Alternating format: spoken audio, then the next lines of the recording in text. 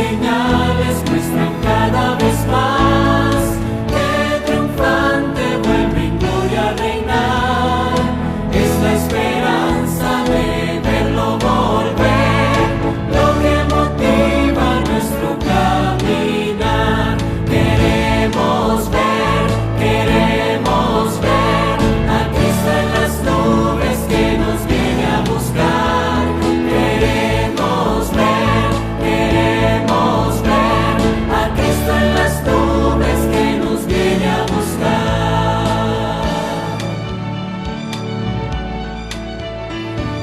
Este es el tiempo de la juventud, tiempo de ir a Él al pie de su cruz.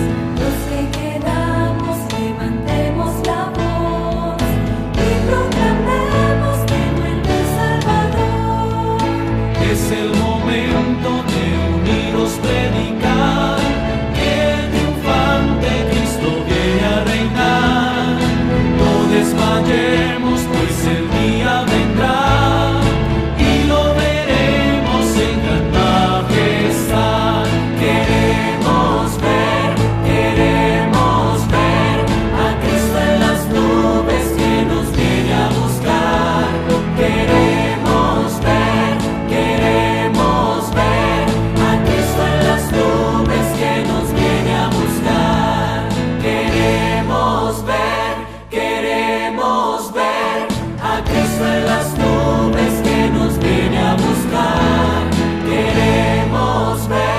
Queremos ver a Cristo en las nubes que nos viene a buscar. A Cristo en las nubes que nos viene a buscar.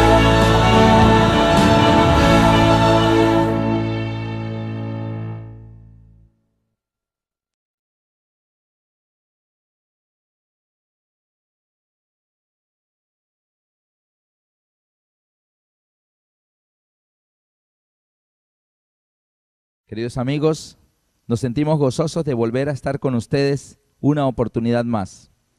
En este día, nuestro tema se titula Desequilibrio mortal.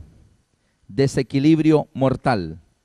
Y tiene que ver, como su nombre lo indica, con el equilibrio que debemos tener en nuestra vida. ¿Qué pasa cuando perdemos el equilibrio? Nos caemos, exactamente. Así que vamos a ver. ¿Y qué quiere Satanás? Que caigamos. Y para caer necesita que perdamos el equilibrio. ¿Y en qué se basa este equilibrio, queridos amigos? Este equilibrio se basa en algo que Dios nos ha dado a nosotros. Vamos a tomar varios ejemplos de la palabra de Dios. Y vamos a ver el primero, el más importante de ellos. En el libro del Génesis, en el capítulo 3, del 1 al 6. Génesis 3, del 1 al 6.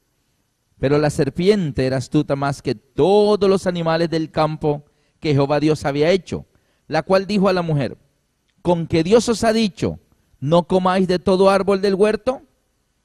La mujer respondió a la serpiente: del fruto de los árboles del huerto podemos comer, mas del fruto del árbol que está en medio del huerto, dijo Dios, no comeréis de él, ni le tocaréis, para que no muráis.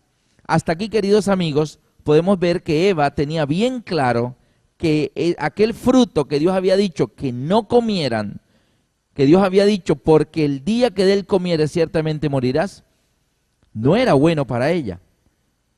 Algo que produce la muerte no puede ser bueno para nosotros. Y para Eva estaba tan claro este concepto, que para ella el árbol era tan malo, que ella inclusive agregó cosas que Dios no había dicho. Dios realmente nunca dijo que no lo tocaran. Lo podemos comprobar en Génesis 2, 16 y 17. Génesis 2, 16 y 17. Y mandó Jehová Dios al hombre diciendo: de todo árbol del huerto podrás comer, mas del árbol de la ciencia del bien y del mal no comerás, porque el día que de él comieres, ciertamente morirás. Dios solamente había dicho que no lo comieran, pero Eva quedó tan impresionada con esto de que el día que de él comas morirás, Eva llegó a considerar el árbol tan malo que no podía ni siquiera tocarlo. Y le dijo a la serpiente, no, de todos los árboles del huerto podemos comer, mas del árbol que está en medio del huerto, dijo Dios, no comerás de él ni le tocaréis para que no muráis. Esto lo aprovechó Satanás, que estaba allí transformado en serpiente, para mostrarle a ella, mira, tócalo, no pasa nada, si ves que no te mueres. Y esto ya debilitó el concepto que Eva tenía de que no debía comerlo ni tocarlo, pero Dios nunca dijo que no lo tocara. Así que si tocarlo no le produjo la muerte, esto entonces la llevó a ella a decir, entonces si tocarlo no me produjo la muerte, entonces puedo comer. La serpiente le había dicho, no moriréis el día, lo que pasa es que Dios sabe que el día que comas de este fruto, tus ojos serán abiertos, seréis como Dios. Y Eva dijo, ok, si tocarlo no me produjo la muerte, pues comerlo tampoco, y terminó comiendo. Eva agregó cosas a lo que Dios había dicho. A la palabra de Dios no le podemos ni agregar ni quitar. Pero Eva además hizo otro cambio en las palabras que Dios había dicho a ella. La vemos en el versículo 2 y 3. La mujer respondió a la serpiente. Ojo con esta declaración. Dice ella, del fruto de los árboles del huerto podemos comer. Pero del fruto del árbol, dijo ella, que está en medio del huerto, dijo Dios, no comerás de él ni le tocaréis. Para Eva, ¿cuál árbol estaba en medio del huerto? El árbol prohibido. Ella dijo, de todo árbol podemos comer, mas del árbol que está ¿dónde? En medio del huerto. Dijo que no podían comerlo. Pero la pregunta es, ¿el árbol prohibido realmente estaba en medio del huerto? Esto lo podemos encontrar en el mismo libro de Génesis, en el capítulo 2, versículos 8 y 9. Y vamos a ver que aunque Eva dice que del árbol que está en medio del huerto no debían comerlo, vamos a ver si efectivamente el árbol prohibido era el que estaba en medio del huerto. Dice Génesis 2, 8 y 9. Y Jehová Dios plantó un huerto en Edén, al oriente, y puso allí al hombre que había formado. Y Jehová Dios hizo nacer de la tierra todo árbol delicioso a la vista y bueno para comer. También el árbol de la vida. ¿Cuál árbol? El árbol de la vida, en medio del huerto. Pregunto, ¿del árbol de la vida podían comer? Sí. ¿Del árbol de la ciencia del bien y del mal podían comer? No. Queridos amigos, pero el árbol que sí debían comer, el que les daba vida eterna a ellos, era el que estaba en medio del huerto. Ahí lo dice. Y también el árbol de la vida en medio del huerto. Así que el epicentro del huerto del Edén era ¿cuál árbol? El árbol de la vida. Ahora, dice el versículo 9, termina diciendo también el árbol de la vida en medio del huerto. Y el árbol de la ciencia del bien y del mal estaba por ahí en alguna parte. Así que tenemos que Dios declara que el árbol que está en medio, en el centro del Edén, es el árbol de la vida. Pero Eva llegó a pensar que el árbol que estaba en el centro del Edén era el árbol de la ciencia del bien y del mal. Por eso le dijo a la serpiente, de todos los frutos de los árboles podemos comer. Versículo 3, pero del fruto del árbol que está en medio del huerto, dijo Dios, no comeréis de él ni le tocaréis para que no muráis. Así que Eva cambió el centro del Edén. El centro del Edén es el árbol de la vida. Pero para Eva, el centro del Edén no era el árbol de la vida. Para Eva, el centro del Edén era el árbol prohibido.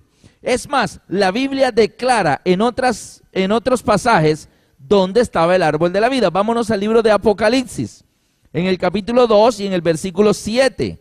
Allí en el mensaje a una de las iglesias, el mensaje a la iglesia de Éfeso, al final, la promesa de Dios a los cristianos que vivieron en la época apostólica, entre el año 31 y el año 100, la época de la iglesia de Éfeso, dice Apocalipsis 2:7, el que tiene oído, oiga lo que el Espíritu dice a las iglesias. El que venciere le daré a comer del árbol de la vida, el cual está en medio del paraíso de Dios. Para Dios, el árbol que está en el centro es el árbol de la vida. Es más, en la Nueva Jerusalén también estará el árbol de la vida. Apocalipsis 22, versículo 2. Dice así, vamos a leer 1 y 2, Apocalipsis 22, 1 y 2. Después me mostró un río limpio de agua de vida, resplandeciente como el cristal, que salía ¿de dónde? Del trono de Dios y del Cordero. En medio de la calle de la ciudad, a uno y otro lado del río, estaba el árbol de la vida. ¿Dónde estaba el árbol de la vida? En medio de la calle y en medio del río. Entonces, queridos amigos, la Biblia declara que el centro es el árbol de la vida. Pero Eva, en aquella conversación que tuvo en el Edén, llegó a considerar que el centro era el árbol prohibido. ¿Por qué? ¿Qué pasó allí?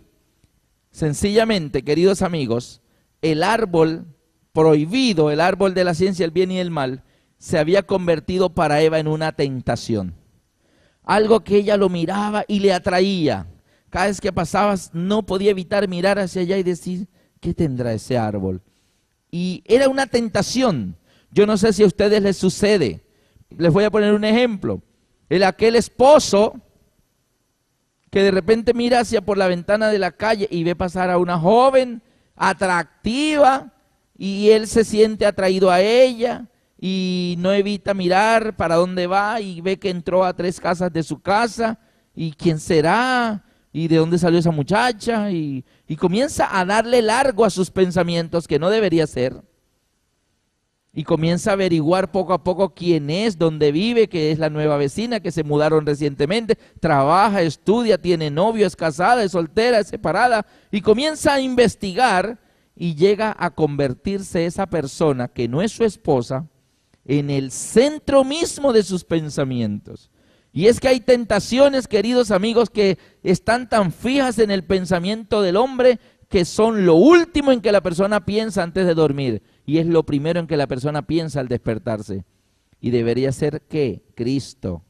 El centro de nuestros pensamientos, el centro de nuestra vida debe ser nuestro Señor Jesucristo y no un pecado. Eva tenía allí en el centro del Edén el árbol de la vida. Pero Eva pensaba más en el árbol de la ciencia del bien y del mal. Y pensaba tanto en ese árbol que para ella ese árbol se convirtió en el centro del Edén. Y ahí hay un desequilibrio. Porque Dios nos coloca un centro en nuestro corazón, un centro en nuestros pensamientos para que haya equilibrio en nuestra vida. Pero Satanás mueve ese centro y nos desequilibra. Y cuando el centro es movido hacia un lado, ya pesa más de un lado que del otro y caemos. Este caso es apenas el primer ejemplo, pero está repetido en muchos episodios de la Biblia.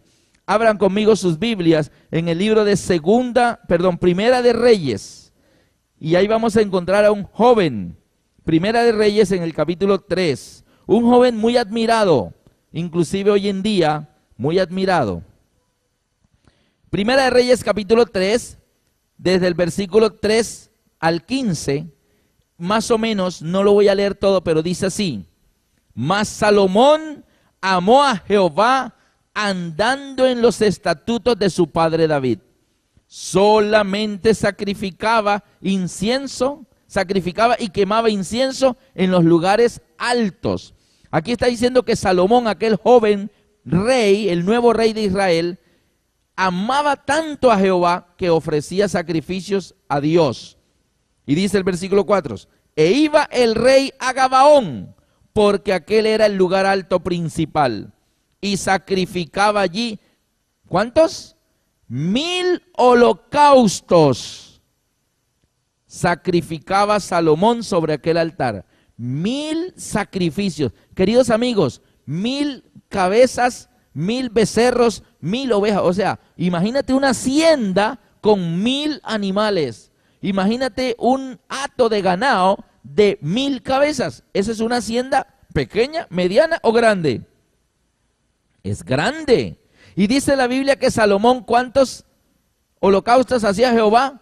1000. Así que Salomón amaba tanto a Jehová que él decía: un sacrificio, no, te mereces más.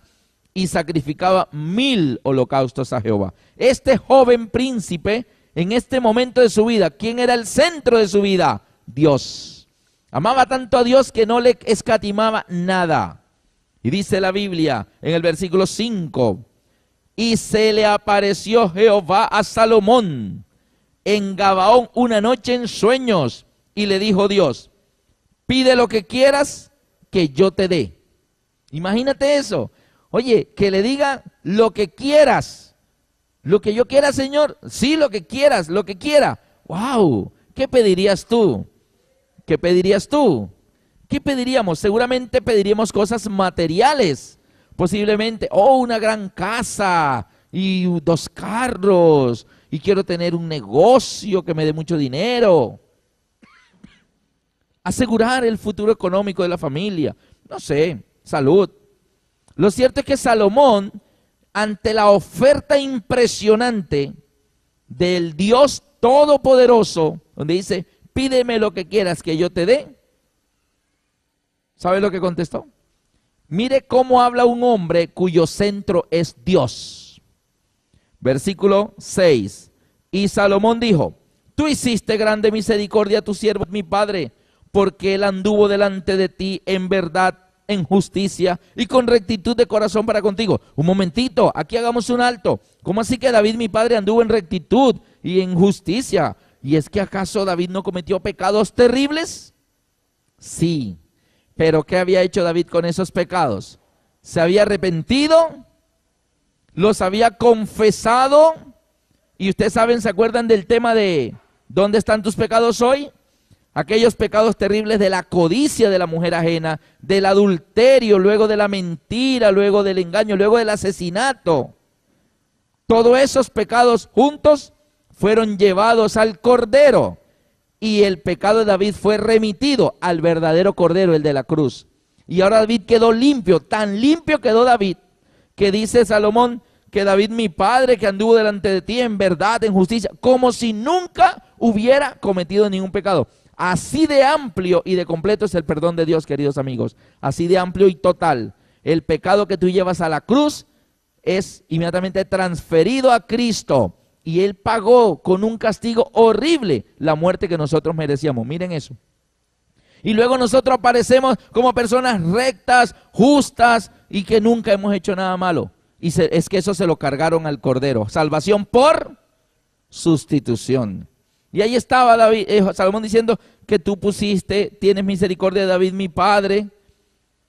Versículo dice, el 6, la segunda parte dice, y tú le has reservado esta tu grande misericordia en que le diste un hijo que se sentase en su trono, como sucede en este día. Ahora pues, Jehová Dios mío, tú me has puesto a mí, tu siervo, por rey en lugar de David mi padre, y yo soy joven y no sé cómo entrar ni salir.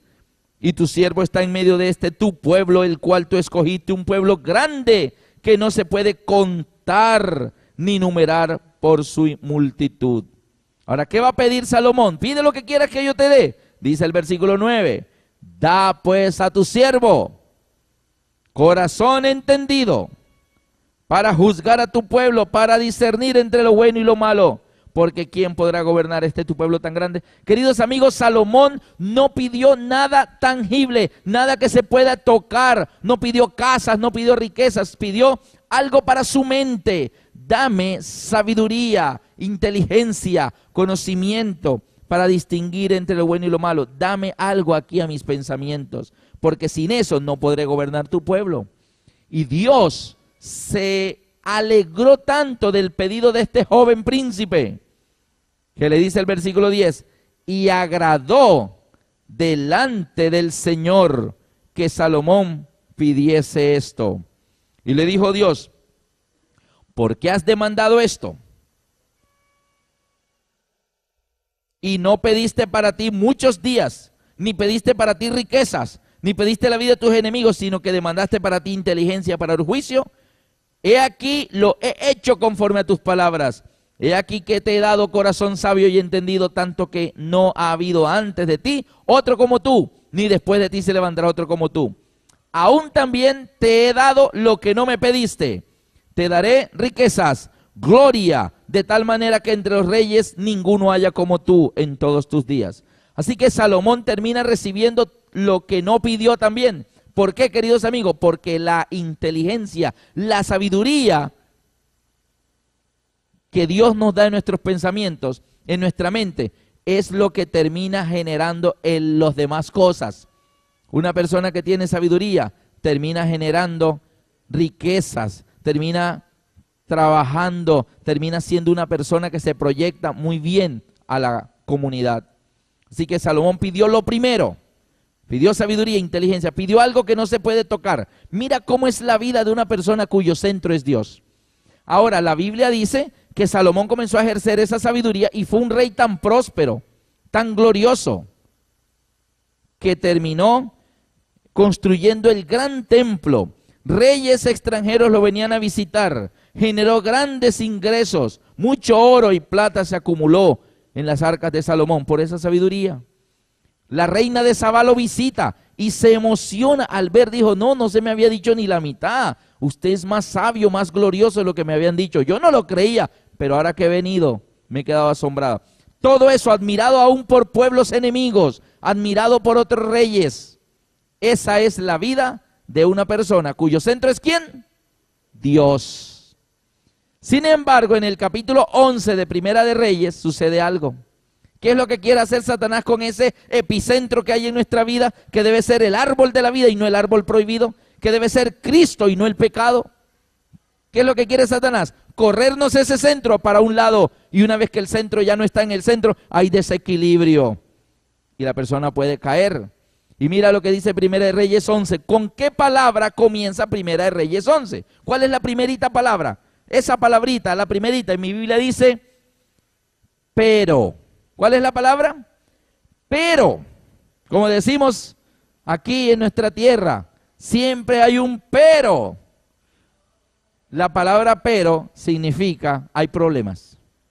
Como alguien cuando tú le dices, oye, te invito, ven a las conferencias, ven a la iglesia. Y la persona, oh sí, a mí me gusta la iglesia, a mí me gusta leer la Biblia. Y tú, qué bueno, va a decir que sí va a ir. No, yo creo en Dios, claro, y a mí me gusta ir a las conferencias de la Biblia, y me gusta. Y tú dices, oh, va a ir, y a mí me gusta mucho, y a mi familia, a mis niños, a mi esposo. Y de pronto te dice, pero... Y cuando te escuchas la palabrita pero, tú dices, hay problemas. Ya va a decir algo porque no va a ir. Y dice, pero lo que pasa es que estudio de noche, entonces en la noche salgo a las 9, ya no puedo ir a la conferencia. ¿Sí? Todo iba bien hasta que pronuncia la palabrita, pero. ¿Ah?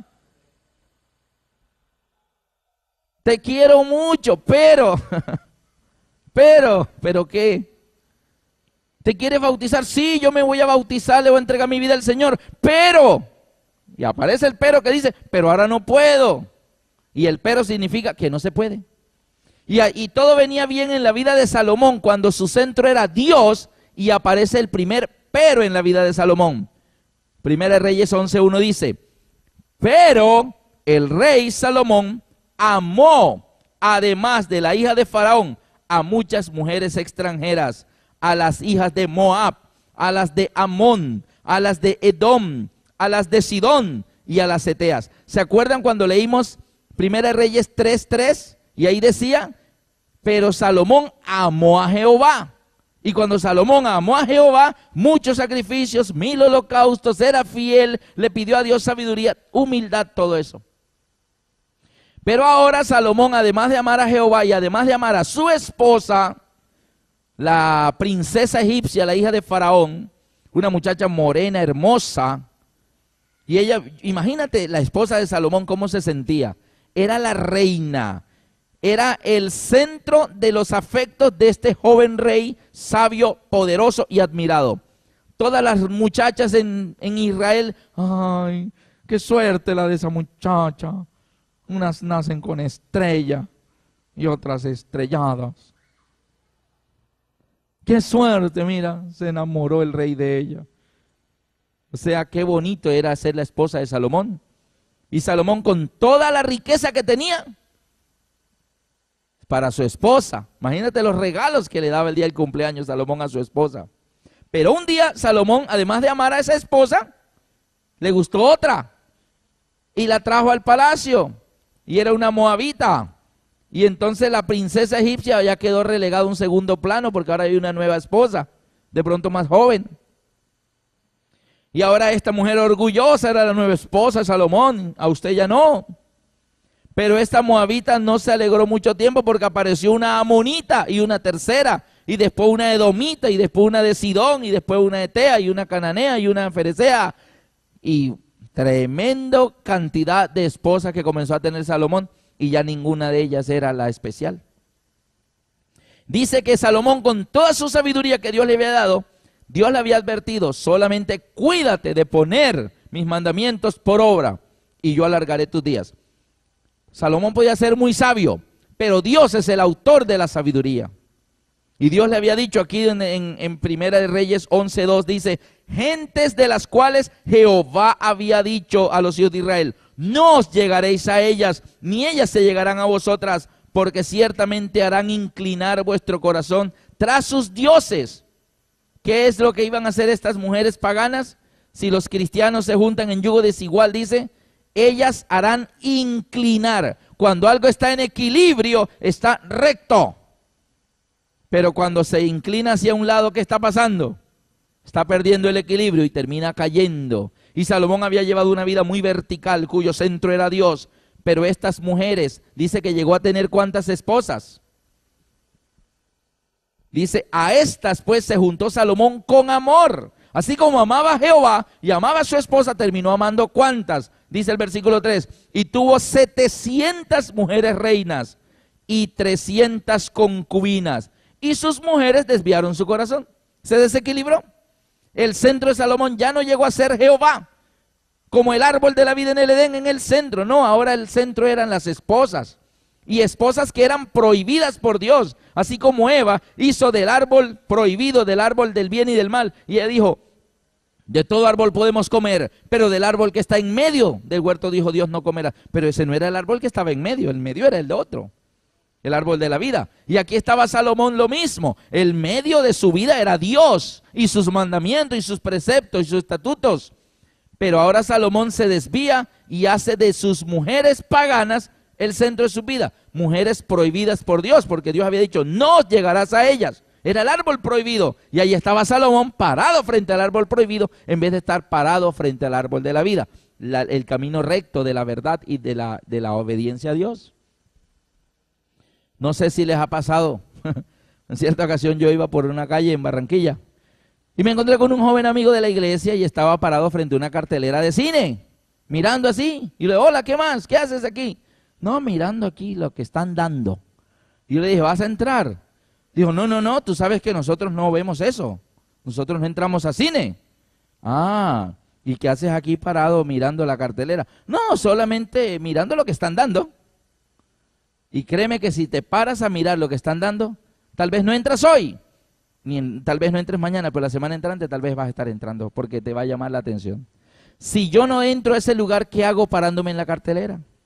¿Para qué voy a ver qué están dando si igual no voy a entrar? Pero el solo pararse a mirar la cartelera ya es un paso más cerca de la entrada. Y eso era lo que estaba haciendo Eva, mirando el árbol. ¿Vas a comer? No, el árbol está prohibido. Entonces, ¿qué haces? Mirándolo. ¿Y terminó qué? Comiendo. Mejor ve y párate frente al árbol de la vida y come todo lo que quieras. Queridos amigos, y cuando Salomón, ya el centro de su vida no fue Dios, que le había dado sabiduría, riqueza, gloria, honra, majestad y un gran reino, mucho poder, ¿sabe qué sucedió? Versículo 4, Primera de Reyes 11:4, cuando Salomón era ya viejo, sus mujeres inclinaron su corazón tras dioses ajenos, y su corazón ya no era perfecto con Jehová su Dios, como el corazón de su padre David. Porque Salomón siguió a Astoret, diosa de los sidonios, y a Milcom, ídolo abominable de los amonitas, e hizo Salomón lo malo ante los ojos de Jehová. Se le olvidó a Salomón, vive Jehová en cuya presencia estoy. Se le olvidó que todo lo que Salomón, lo que él hacía, alguien estaba a su lado cuidándolo, protegiéndolo. Dios, el ángel de Jehová, acampa alrededor de los que le temen y los defiende. Y ahí estaba, pero él se le olvidó. Y fue a adorar todos esos ídolos con sus esposas. Y dice, e hizo lo malo ante los ojos de Jehová. ¿Por qué? Porque en la adoración a esos ídolos paganos habían rituales abominables, sacrificios de niños. Y también habían algunos rituales de esas diosas a la fertilidad, que incluían relaciones sexuales entre los adoradores, como una especie de orgías adorando a esos ídolos. Y ahí estaba Salomón con sus esposas paganas haciendo lo malo ante los ojos de Jehová. Hizo lo malo ante los ojos de Jehová y no siguió cumplidamente a Jehová como David su padre. Entonces edificó Salomón un lugar alto a Quemos, ídolo abominable de Moab, en el monte que está frente a Jerusalén, y a Moloc, ídolo abominable de los hijos de Amón. Así hizo para todas sus mujeres. Dijo, ¿para cuántas mujeres? Para todas. ¿Y cuántas eran ellas? 1000. Así que si hizo para todas sus mujeres, ¿cuántos sacrificios hacía Salomón ahora? 1000. Pero esos 1000 sacrificios eran ¿para quiénes? Para los 1000 ídolos de sus 1000 esposas. ¿Y cuántos sacrificios hacía antes Salomón cuando su centro era Jehová? 1000 sacrificios, pero esos 1000 sacrificios eran ¿para quiénes? Para Jehová, todos para Dios. Pero ahora el desequilibrio mortal, el centro de Salomón se ha corrido un poco y ya no está equilibrado, y Salomón tambalea y cae. Queridos amigos, mira lo que hace Satanás. En pocas palabras, nos cambia el centro de nuestro corazón. Cuando él ve que tú estás enfocado y centrado en Dios, él trata de poner otra cosa en tu vida que llame tanto la atención. Y entonces el centro se termina corriendo a un ladito, y cuando el centro ya no está en el centro, ya no hay equilibrio. Ya no hay equilibrio. Y ahí tenemos ahora a Salomón, que hacía 1000 sacrificios a Jehová. Ahora Salomón está haciendo 1000 sacrificios a ídolos paganos de sus esposas. Tenemos también el caso de David. Ya David había muerto, pero ¿qué pasó cuando David codició a la mujer, aquella que no era su esposa? Notemos que primero hubo un David joven de 17 años que llega al campo de batalla donde están sus hermanos y escucha al gigante Goliat. Y el gigante Goliat insulta al pueblo e insulta a Dios por 40 días. Y David dice, oye, ustedes cómo dejan que ese hombre incircunciso insulte a Dios. ¿Y qué le contestaron los soldados? ¿No habéis visto su estatura? Y el tamaño de su jabalina es así gruesa. Y la espada es así, pesa tantos kilos. Eso parte en dos al que se le ponga en medio. ¿No habéis visto el gigante? Y David, sí, ya lo vi. Está grandecito. Pero nada que Dios no pueda solucionar. Y para todos los israelitas, inclusive al rey Saúl, el centro era el gigante. Y todos los días, ¿habéis visto al gigante? ¿Habéis visto el tamaño de ese soldado? ¿Y habéis visto esto y habéis visto aquello? ¿Y en qué se centraban sus pensamientos? En el tamaño del gigante. Pero llegó este muchachito, pastor de ovejas, trayendo un mandado, una encomienda que su papá mandaba a sus hermanos, unos quesos, unas leches, unos panes. Y mira, aquí manda mi papá, y escucha los insultos. Pero el centro en el corazón de David no era el tamaño del gigante.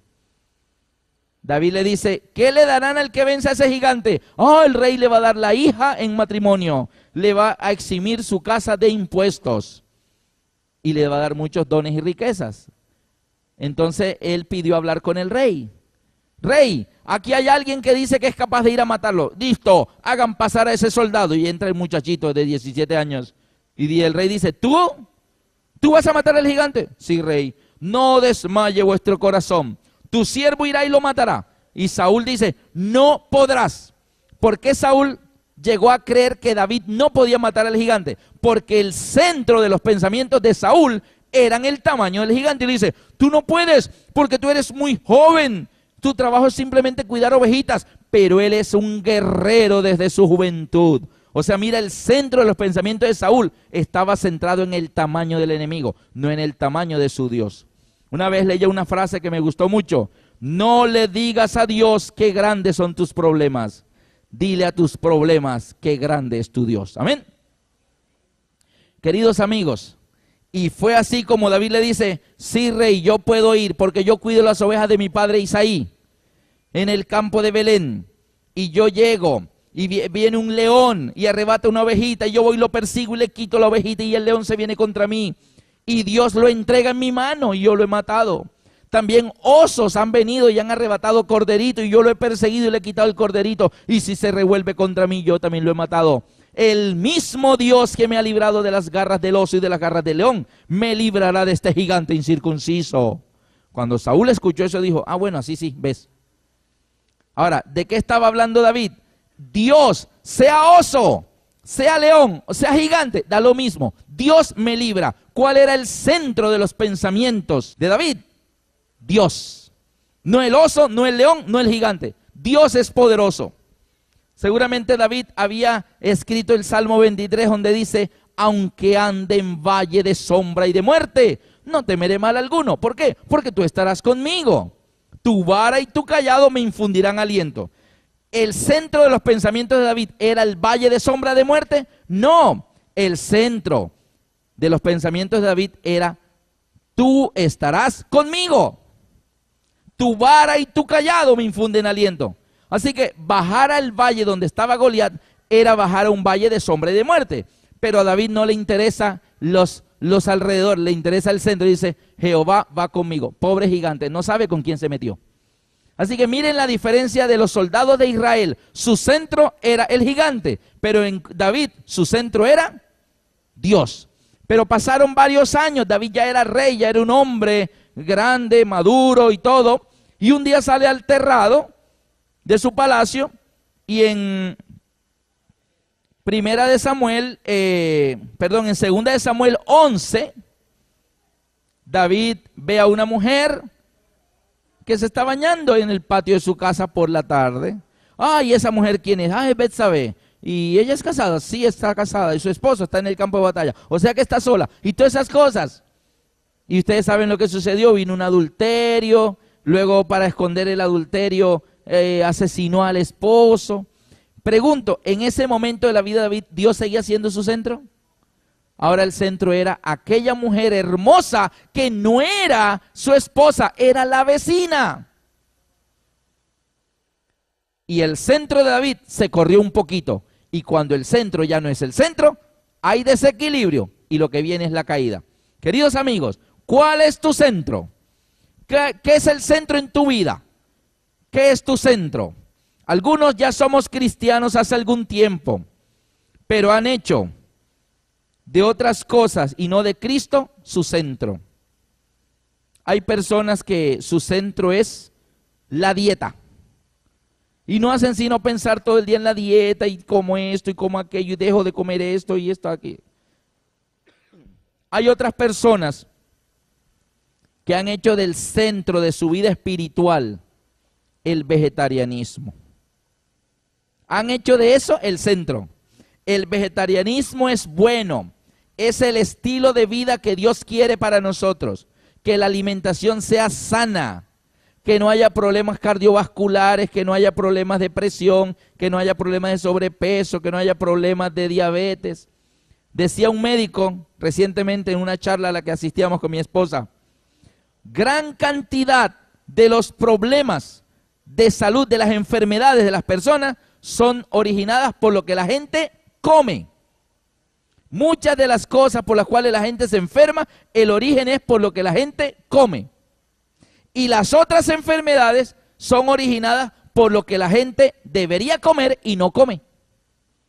Hay ciertos alimentos, ciertas frutas, ciertas verduras que nos dan ciertos nutrientes, ciertos minerales. Ay, a mí eso no me gusta, a mí eso no me pasa, y no, yo no soy capaz. Así que 30, 40 años sin comer esa fruta o esa verdura. Y esa verdura es la que te da cierto mineral en tu cuerpo. Así que llega un momento en tu edad en que el doctor te dice, usted le hace falta tal cosa. Vaya a la droguería y cómpreselo en cápsulas, cuando el Señor te lo dio en los alimentos. Y la persona comienza a sentir dolencia por aquí, dolencia por allá. No es que a usted le hace falta tal cosa. Y entonces a tomarla en medicamentos.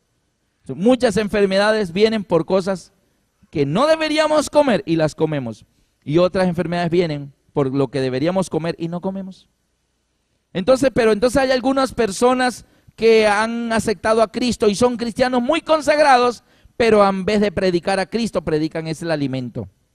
Y para que te salves tienes que comer esto y tienes que comer aquello. Y para que te salves tienes que dejar de comer esto y tienes que dejar de comer aquello. No, para que te salves tienes que permitir que el Calvario llegue a tu vida. Que la sangre de Cristo derramada en la cruz te limpie de todos tus pecados. Que abras tu corazón de par en par y Cristo sea el rey de tu vida. Y Cristo sea el centro de tus pensamientos y el centro de tus acciones para que seas salvo. Cuando Cristo está en el centro de tu vida, Él cambia tu estilo de alimentación. Cristo es el que nos cambia el modo de pensar, el modo de vivir. En cierta ocasión, en un ciclo de conferencias en Bucaramanga, me abordó una persona a la salida y me dijo: hermano Lascarro, ¿cuándo les va a hablar de la carne? Y yo le dije: no, hermano, en el temario de Apocalipsis no está incluido el tema de la carne. ¿Cómo así? Es que usted está predicando un mensaje incompleto. Me dijo. Le dije: no. No es un mensaje incompleto, lo que pasa es que 2 semanas no alcanzan para mucho. Pero ¿sabe qué? Entonces él me dijo: es que, hermano, hay que sacarles la carne del corazón a la gente. Y en ese momento dije: Dios mío, ¿qué digo aquí? Y lo que el Señor me puso en mi mente fue: hermano, yo predico a Cristo. Yo predico para que la gente reciba a Cristo allá adentro. Lo que yo quiero es que Cristo entre a sus corazones. Y yo sé que cuando Cristo entra a sus corazones, Él le saca la carne. Pero eso lo hace Él, no yo. Yo debo poner a Cristo allá adentro. Y cuando Cristo entra a la vida de las personas, Él comienza a cambiar. Y Él le saca carne y lo que no es carne. Él verá a ver qué le saca.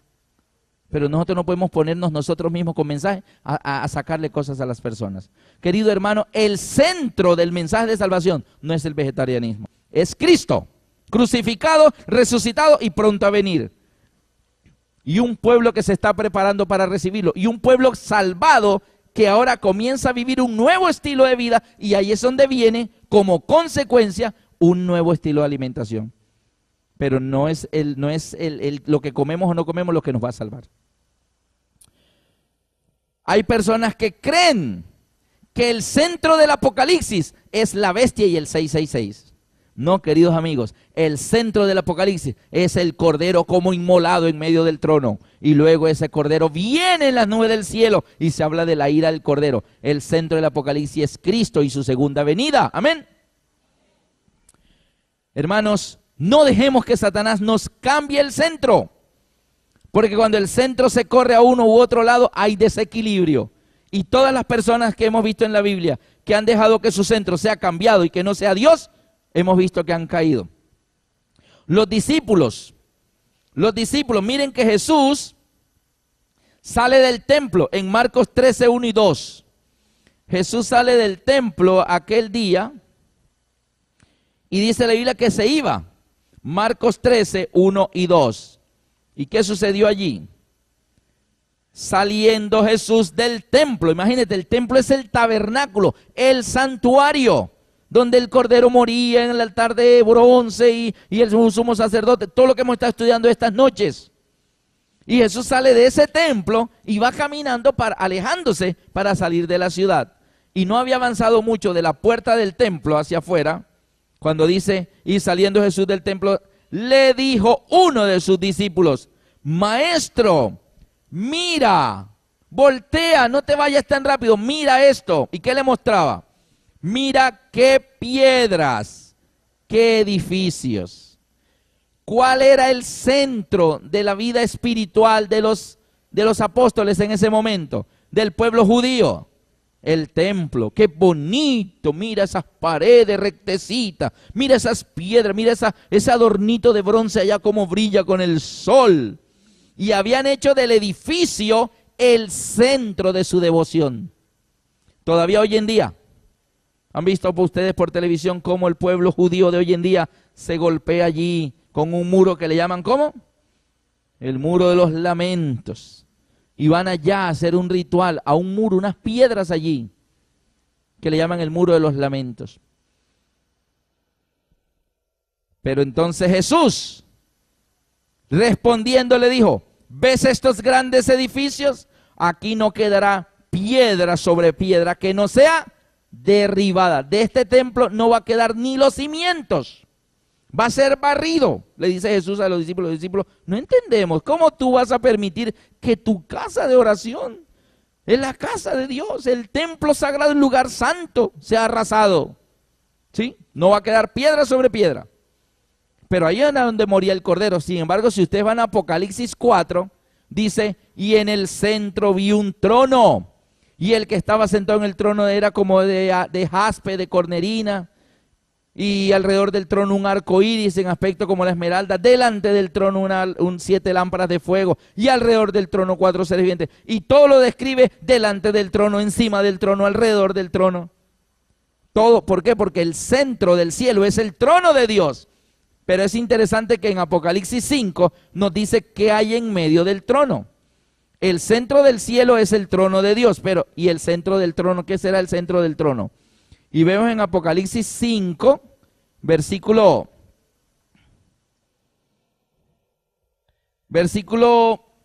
6. Apocalipsis 5, 6 dice, y miré y vi que en medio del trono, ¿en dónde? En medio del trono, ¿qué había? En medio del trono y de los 4 seres vivientes y en medio de los ancianos, o sea, el centro mismo dice, estaba en pie un cordero como inmolado. Para Dios el centro de todo lo del santuario del tabernáculo es el cordero inmolado.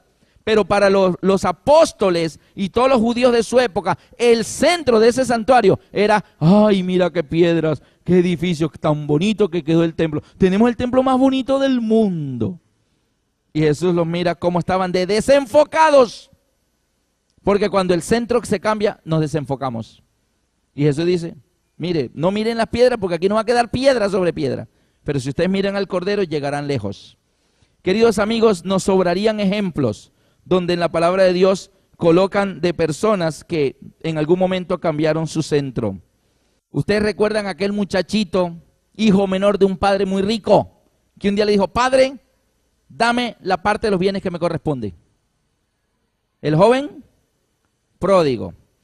Yo le hago una preguntita, ¿cuál era el centro de ese muchacho? ¿Qué era lo que ocupaba su mente, sus pensamientos? La riqueza. Padre, dame la parte de la herencia, dame mi mitad, yo me voy a gastármela porque tú tienes mucha salud todavía y yo no tengo plata y yo necesito para mis gastos, así que reparte la herencia antes de morirte. Y el padre dijo, tome mijo, aquí está lo suyo. Y se fue lejos a una provincia apartada, vivió perdidamente y mira cuál era el centro de la vida de este muchacho. La riqueza de su padre, más no su padre. Sin embargo, luego él recapacita y dice, ¿cuántos jornaleros en la casa de mi padre tienen abundancia de pan? Y yo aquí perezco de hambre. Me levantaré e iré a mi padre y le diré, Padre, he pecado, perdóname. No soy digno de ser llamado tu hijo, hazme como uno de tus jornaleros. Le está diciendo, Padre, déjame vivir en la hacienda, permíteme estar cerca de ti. Yo voy a ser un trabajador más de la finca, yo seré uno de los jornaleros, yo viviré allá donde están todos los jornaleros, no estaré aquí en la casa principal, solo déjame estar cerca de ti. Ahora para este joven arrepentido, ¿cuál era el centro de su vida? Su padre. Ahora sí lo ama, lo extraña y valora vivir en su presencia. Ahora, cuando valora la presencia de su padre, tiene otro pensar. Pero, queridos amigos, el hermano mayor, que nunca se había ido de la casa, se había portado bien, era un buen muchacho, no era como este que había dado dolores de cabeza a su padre. Regresa por la tarde del campo y oye la fiesta, que el padre estaba celebrando el regreso de su hijo que estaba perdido. Y dice a uno de los criados, ¿qué es el motivo de esta fiesta? Y dice, tu hermano ha vuelto y tu padre lo ha recibido, lo ha perdonado, mató el becerro engordado, ha invitado a los amigos más allegados y está feliz, está esperándote a ti para que su dicha sea completa, tener nuevamente a sus 2 hijos a cada lado de él.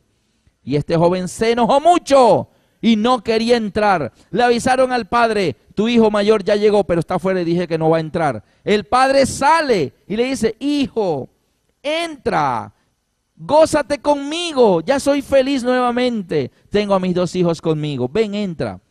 Y este joven le dice, ¿cómo tú recibes a este hombre sin vergüenza que ha hecho tanto mal, tanto pecado, gastó el dinero, lo despilfarró con rameras? En cambio yo trabajo duro todo el día, yo me porto bien, nunca me he ido de la casa. Y le dice, nunca me has dado ni un cabrito para gozarme con mis amigos. Yo le hago una preguntita, este buen muchacho que nunca se había ido de la casa de su padre, ¿cuál era el centro de sus pensamientos? La riqueza también. Le está reclamando, nunca me has dado nada. Le está diciendo, no me has dado riquezas. ¿Y sabe qué le contesta el padre? Dice, hijo, tú siempre estás conmigo. Todo lo mío es tuyo. Pero nota, la prioridad del padre es la presencia. Hijo, tú siempre estás conmigo. El centro es el compañerismo con el padre. El centro es el compañerismo día a día con ese ser amado que es Dios. No las cosas materiales que nos puede dar Dios. Dios como persona, ¿está bien? Y él le dice al hijo, hijo, tú siempre estás conmigo. Ah, la riqueza, eso es tuyo también, no te preocupes. Pero hijo, tú siempre estás conmigo, tú nunca te has ido. ¿Te parece poco que siempre estés conmigo? No, yo lo que quiero es un cabrito para gozarme con mis amigos. También quería las riquezas. Así que, queridos amigos, qué tristeza cuando cambiamos el centro de nuestra vida y deja de ser Dios como debería ser. A veces, cuando venimos a la iglesia, el centro es el estudio de la palabra de Dios. Y el centro se deja ver cuando desde la casa traemos la Biblia para abrirla, subrayar los versículos e ir escuchando lo que estamos aprendiendo y marcando. Pero cuando ni siquiera traemos la Biblia, querido amigo, el centro de tu asistencia aquí será yo no sé qué cosa, pero no es el estudio de la palabra. Porque si fuera el estudio de la palabra, por lo menos habrías traído la Biblia. De pronto viene porque es bonito, porque me distraigo un rato. Es que me hace reír ese predicador para verme con los demás. Es que no tengo más nada que hacer en la casa. Queridos amigos, ¿cuál es tu centro? ¿Por qué estás siguiendo al Señor? Y yo quisiera terminar mostrando un pasaje más. Miren, por ejemplo, en Mateo 17, 22 y 23. Jesús les da dos noticias a los discípulos. Mateo 17, 22 y 23. Dos noticias. Estando ellos en Galilea, Jesús les dijo, el Hijo del Hombre será entregado en manos de hombres y le matarán. ¿Esa noticia es buena o mala? Mala, van a matar al Hijo de Dios. Y los discípulos se ponen tristes. Señor, ¿te van a matar? No, no puede ser. Sí, el Hijo del Hombre será entregado en manos de hombres y le matarán. Mala noticia, sigue diciendo el versículo, mas al tercer día resucitará. ¿Esa noticia buena o mala? Buena. Ahora bien, ¿en cuál debieron ellos enfocarse? ¿En la buena o en la mala? En la buena, decir, ay, te van a matar, qué terrible, Señor, no puede ser. No, pero no se preocupen, al tercer día resucitaré. Ah, menos mal, al tercer día. O sea que podemos ir a la tumba y mirar ahí cómo tú sales moviendo la piedra y todo eso. Sí, si quieren, párense afuera y me ven salir. Pero ¿sabe qué? Jesús les dice, me van a matar, pero resucitaré. ¿Y sabe qué pasó con los discípulos? Dice, y ellos se entristecieron en gran manera. ¿En qué se enfocaron? ¿En la noticia buena o en la mala? En la mala. Se olvidaron de la buena. La buena quedó por allá en un rinconcito. Y el centro de sus pensamientos fue, lo van a matar. No puede ser, van a matar a Jesús. Tan bueno que es. No, no, Señor, no puedes ir a Jerusalén. Y enfocados, el centro de su pensamiento quedó siendo la mala noticia. Y la buena quedó por allá en algún rincón olvidada. Tan olvidada que llegó el tercer día y ni siquiera fueron a la tumba. Ni siquiera se acordaban. A veces hay personas, queridos amigos, que el centro de su pensamiento es lo malo. Lo malo. Siempre se piensan lo malo. Le duele por aquí. Uy, debe ser un tumor. No, es que hizo mucho sol, hizo mucho calor y por tanto calor te dio dolor de cabeza. Pero esta persona, su centro es todo lo malo, lo fatal.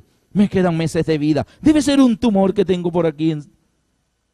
De pronto le duele algo por allá. Oye, tengo un dolor hace 2 días. Pueden ser cálculos. No, cáncer. Debo tener cáncer. Tengo cáncer. ¿Ah? Y el centro de su vida es todo lo malo.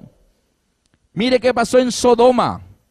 En Sodoma, en Génesis 6, versículo 3. Las personas antidiluvianas, disculpen, no los de Sodoma. aunque los de Sodoma también.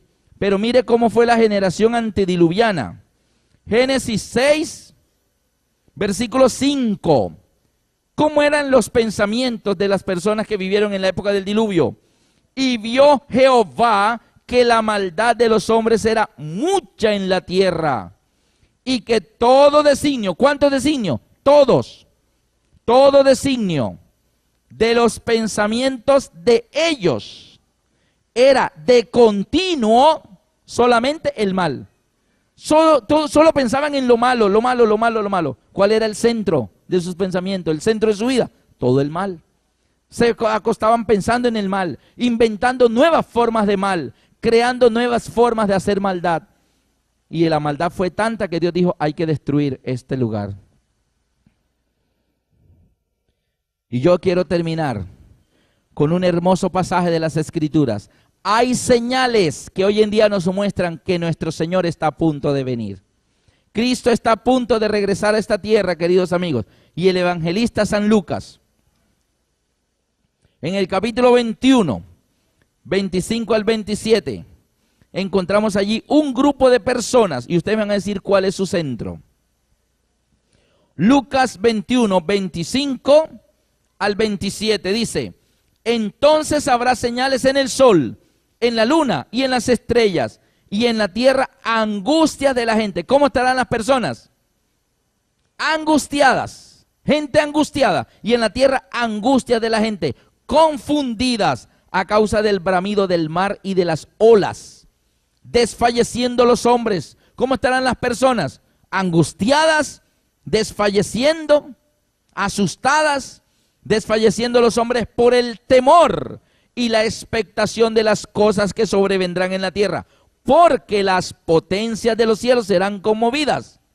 Ahora bien, tenemos ahí un grupo de personas que ante las señales del inminente regreso de Jesús se asustan. Les da miedo, pánico, angustia de la gente. Va a haber cosas en este tiempo final que tienen que ver con el mar y con las olas. Ese es un estudio aparte que podemos hacer, pero esto de los tsunamis, esas olas gigantescas de 15, 20 y 30 metros van a ser cosas cada vez más frecuentes, y en cualquier costa del mundo puede llegar un tsunami a la hora menos pensada, con el cielo azul y despejado, porque muchos de esos tsunamis se originan porque en el fondo de los océanos, en la plataforma continental, hay terremotos fuertes, y entonces la tierra se agrieta y se abre. Y una vez que el fondo del mar se abre y se agrieta, como hay un terremoto en tierra firme, que la tierra se abre, toneladas de agua son engullidas hacia ese lugar, hacia esa grieta profunda. Pero luego en el mismo terremoto la grieta se vuelve a cerrar así, ¡pum! Y genera un empuje de toneladas de agua hacia la superficie, y se genera una ola de 20 o de 15, 20, 30 metros que viaja hacia las distintas zonas continentales, porque como cuando tú tiras una piedrecita en una fuente de agua, inmediatamente olas concéntricas, o sea, ondas en una forma semicircular así en todas direcciones. Así que puede no haber un huracán, puede no haber tornado, ni siquiera está lloviendo, y de repente aparece una ola de 30 metros en el horizonte, y en cuestión de 3 minutos está arrasando la costa varios kilómetros adentro.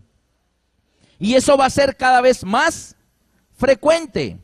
Entonces, cuando esto se esté volviendo más noticia, va a haber gente angustiadas por el bramido del mar y de las olas. También dice que estarán asustadas por las potencias de los cielos que serán conmovidas. Algo que tiene que ver con los cuerpos celestes, algo que tiene que ver con asteroides o con cosas de los cielos cósmicos, va a causar pánico en la tierra.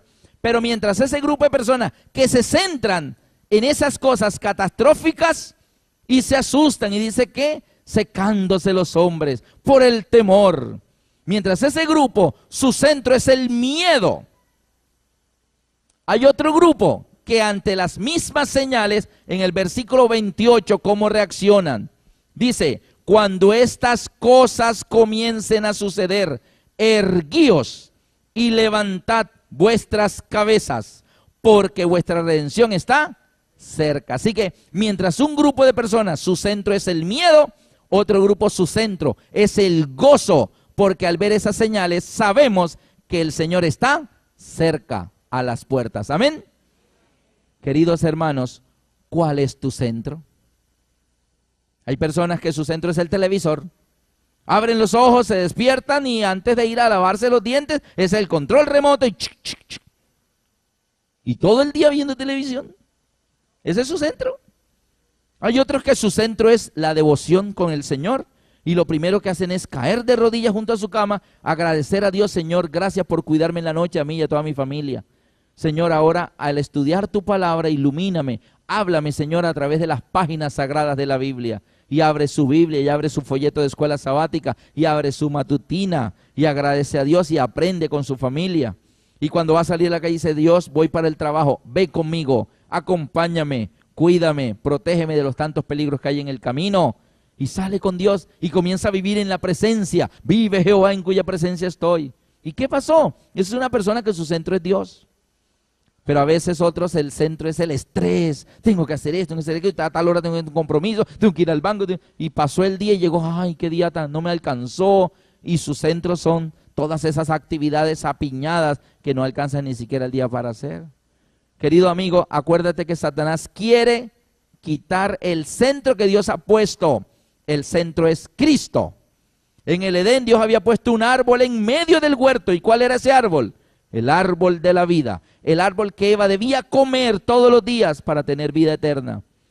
Pero Eva estaba tan pendiente del otro árbol que llegó a pensar que aquel era el centro. Todo giraba en torno a aquel árbol. ¿Cuál es tu centro? Yo no sé cuál es tu centro, pero te animo a que tu centro sea Cristo, porque Jesús lo dijo.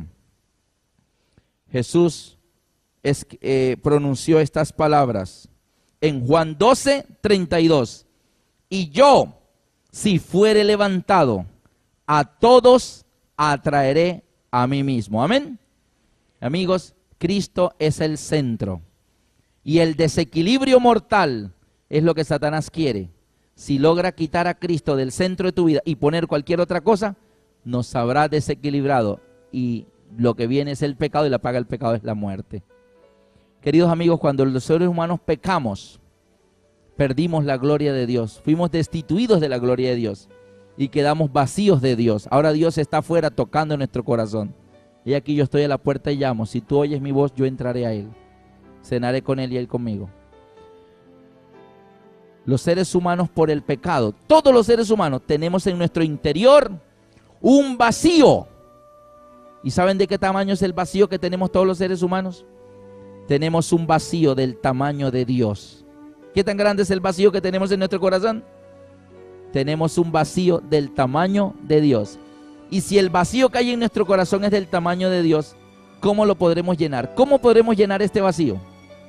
Solo con Dios. Algunas personas quieren llenar ese vacío con diversiones y hacen de la diversión el centro de su vida y no llenan el vacío, se siguen sintiendo vacío. Otros tratan de acumular dinero, riqueza, comprar más casas, más carros y tener más dinero en el banco para decir estoy tranquilo, y no están tranquilos. Sigue el vacío allí, porque nada podrá llenar en esta vida el vacío que hay en nuestro corazón, porque es un vacío del tamaño de Dios. Y yo quisiera invitarles en esta oportunidad, los que quieran, levantando su mano, decirle: Señor, yo quiero que tú seas el centro de mi vida. A partir de este mismo momento, Señor, yo quiero que tú seas el centro de mi vida, que tú ocupes el centro de mis pensamientos, que tú seas ese norte que guía la brújula de mis pensamientos. No dejes que Satanás ponga lo que produce la muerte como el centro de mi vida. Eso debe quedar a un lado. Tú debes ser el centro de mi vida. Que Dios les bendiga a todos ustedes en esta oportunidad. Yo les invito aquí, nos coloquemos de pie y pidamos a Dios en oración por esta petición. Señor, el centro, así como el centro en el Edén fue el árbol de la vida y no el árbol de la ciencia del bien y el mal, la tentación, no. Que el centro de nosotros, Señor, seas tú, Cristo crucificado. Querido Padre que estás en los cielos, te damos gracias, Señor, porque tú has colocado en esta tierra la orientación que necesitamos para volver a estar contigo en la patria celestial. Perdimos ese hogar edénico, pero a través de la cruz y tu sacrificio maravilloso has logrado abrir la brecha que nos puede llevar de regreso a Dios. Permítenos, Señor, que ninguno de los que está aquí falte allá. Pero mientras estamos en esta tierra, Señor, te imploramos que tú seas el faro que hay en el centro de nuestra mente y que nos alumbra el camino a seguir. No permitas, Señor, que Satanás en los afanes del diario vivir logre desequilibrar nuestros pensamientos y nuestra orientación. El centro de nuestra vida, Señor, queremos que seas tú, que tú ocupes el lugar en el trono de nuestro corazón. Querido Padre, gracias por escucharnos en esta oportunidad.